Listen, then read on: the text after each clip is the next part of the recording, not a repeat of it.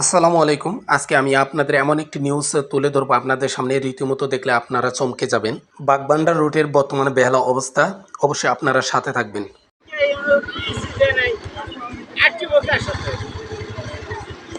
Load গাড়ি break মারলে সব যাবো, লোড গাড়ি ব্রেক মারলে সব যাবো, সব জড় হয়ে যাবো।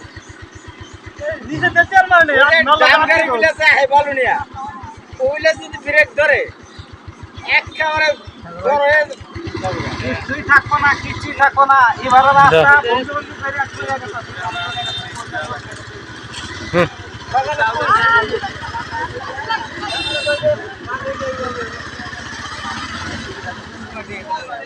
বাগবান্ডার এই রোড ধরে অনেক মানুষ যাতায়াত করে ব্রঙ্গামারী শহরে।